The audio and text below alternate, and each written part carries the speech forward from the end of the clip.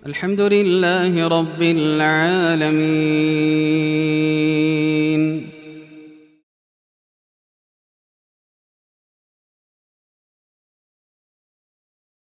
Assalamualaikum warahmatullahi wabarakatuh. Alhamdulillah nahmaduhu wa nasta'inuhu wa nastaghfiruh wa na'udzu billahi min syururi anfusina wa min sayyiati a'malina. May yahdihillahu fahuwal muhtad wa lan tajida lahu waliyyan mursyida. Asyhadu an la ilaha illallah wa asyhadu anna Muhammadan abduhu wa rasuluh. Allahumma salli ala Muhammad wa ala alihi wa sahbihi wa man tabi'ahum bi ihsanin ila yaumiddin. Wallahu ta'ala fi kitabihil karim. A'udzu billahi minasyaitonir rajim. Bismillahirrahmanirrahim. Iqra bismi rabbikal ladzi khalaq. Khalaqal insana min 'alaq. Iqra wa rabbukal akram. Alladzi 'allama bil qalam. 'Allamal insana ma lam ya'lam. Shadaqallahul azim. Ma'asyiral muslimin rahimakumullah. Tentunya tiada kata yang patut kita ucapkan pada kesempatan yang sangat berbahagia dan berharga ini, melainkan ucapan puja dan puji syukur kehadirat Allah Subhanahu wa taala. Karena Allah Subhanahu wa taala masih memberikan jatah umur kepada kita hingga kita bisa bertemu kembali di bulan Ramadan yang selama ini kita tunggu-tunggu kedatangannya. Ma'asyiral muslimin rahimakumullah. Pada kesempatan ini, tema daripada ceramah yang akan saya bawakan adalah Talaqi Al-Quran Membangun Peradaban. Sebagaimana kita ketahui bahwa talaqi atau perjumpaan langsung dalam proses belajar mengajar, utamanya belajar mengajar Al-Quran di bulan suci Ramadan ini, yang pertama kali memberikan contoh kepada kita adalah Nabi kita, Nabi Muhammad SAW, yang pertama kali melakukan talaki untuk mendapatkan wahyu dari Allah Subhanahu wa taala lewat malaikat Jibril. Dan dari talaki inilah kemudian akan terwujud suatu peradaban, yaitu peradaban Islam yang bisa merubah dunia pada waktu itu. Dan proses talaki ini tidak serta-merta, hanya selang beberapa waktu saja.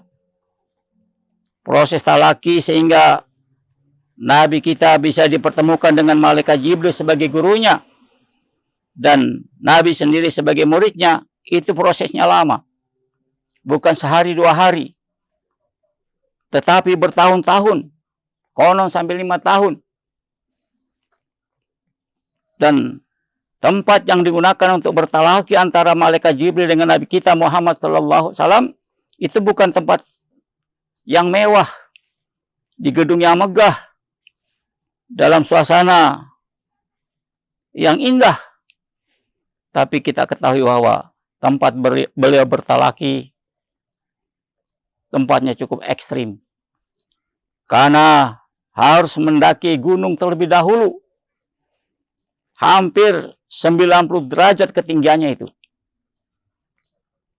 Maka beliau meninggalkan rumahnya, bertahanus di Gua Hira untuk mendapatkan jawaban dari pertanyaan-pertanyaan yang berkecamuk dalam dirinya. Bagaimana caranya untuk merubah masyarakat jahiliyah pada waktu itu. Nah, dalam satu kesempatan, setelah dilihat kesungguhan Nabi kita untuk mendapatkan jawaban dari Sang Pencipta, maka pada suatu malam datanglah utusan dari Allah Subhanahu wa taala langsung, yaitu berupa seorang malaikat yang bernama malaikat Jibril. Kemudian mendatangi beliau dan kemudian mengajarkan secara langsung yang disebut kalau sekarang yaitu talaki, langsung mendapatkan pelajaran dari sang guru, face to face. Ya. Kemudian apa materi yang diajarkan oleh malaikat Jibril kepada Nabi kita Muhammad sallallahu alaihi wasallam?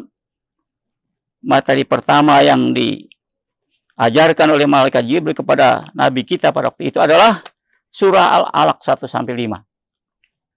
yang berbunyi, Iqra bismi rabbikal ladzi khalaq, khalaqal insana min 'alaq, Iqra wa rabbukal akram, alladzi 'allama bil qalam, 'allamal insana ma lam ya'lam.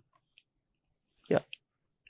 Jadi yang pertama kali diajarkan kepada beliau oleh malaikat Jibril adalah surah Al-Alaq. Konten utama yang pertama adalah Iqra, bacalah. Bisa kita bayangkan bagaimana Nabi bisa membaca padahal beliau tidak pernah duduk di bangku sekolahan. Baik dari TK apalagi sampai perguruan tinggi, betul-betul beliau adalah seorang yang umi, yang buta huruf, disuruh membaca. 3 kali beliau disuruh membaca oleh malaikat Jibril, beliau tetap menjawab, ma'ana biqori, aku tidak bisa membaca. Akhirnya kemudian apa yang terjadi? Beliau dipeluk erat-erat, baru dibacakan di telinga beliau, Iqra. Nabi menyimak, kemudian beliau tanamkan dalam hati, akhirnya apa yang disampaikan oleh malaikat Jibril itu bisa tertanam dan menjadi hafalan beliau. Ya.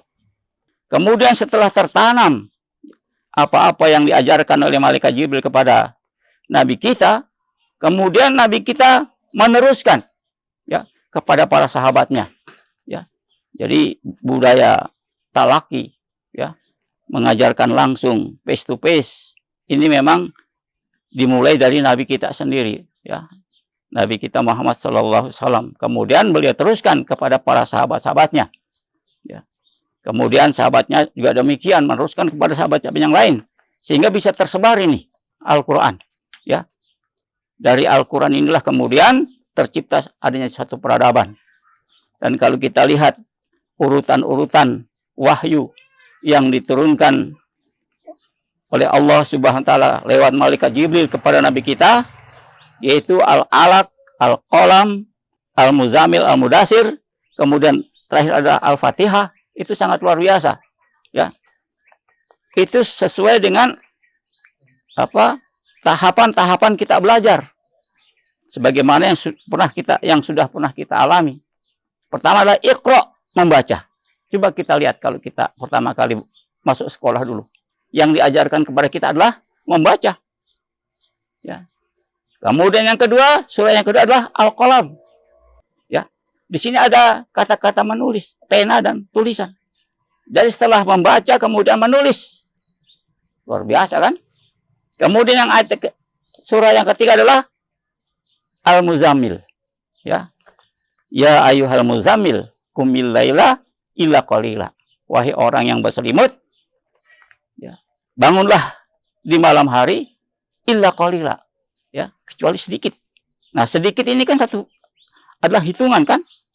Ya ayyuhal muzammil qumil laila illa qalila nisfahu, atau separuhnya, ya, separuhnya. Aw inqus minhu qalila, atau kurang daripada itu. Ya. Aujid alaihi waratilil Qur'an, atau lebih daripada itu. Jadi di sini ada perkataan sedikit, setengah, kurang, dan lebih. Ini kan pelajaran berhitung sebenarnya. Bayangkan itu ya.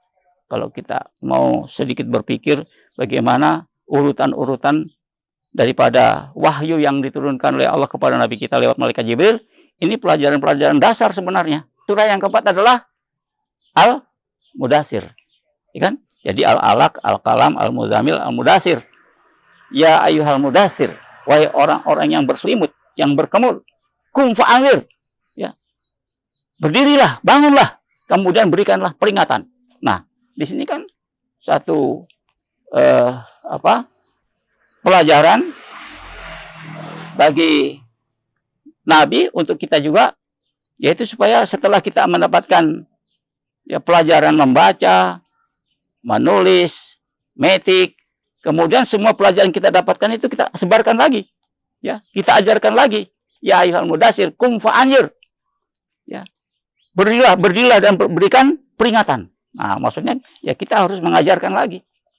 Harus berdakwah. Dalam rangka untuk membesarkan nama Allah, ya. Qum fa'anzir wa rabbuka fakabir. Ya. Jadi sungguh sangat luar biasa apa yang diajarkan oleh malaikat Jibril kepada Nabi kita Muhammad SAW. Ya, itu diawali dari perjumpaan Nabi kita dengan malaikat Jibril yang disebut dengan talaqi tadi. Oleh karena itu, ya, kebiasaan atau tradisi talaqi ini harus kita pelihara, kita lanjutkan, ya, agar supaya betul-betul peradaban Islam ini tetap lestari, ya, tetap berlangsung, ya, sampai kapanpun, sampai dunia ini berakhir. Saya kira ini saja yang dapat saya sampaikan. Mudah-mudahan ada manfaatnya. Terima kasih atas perhatiannya dan mohon maaf atas segala kekurangannya. Assalamualaikum warahmatullahi wabarakatuh.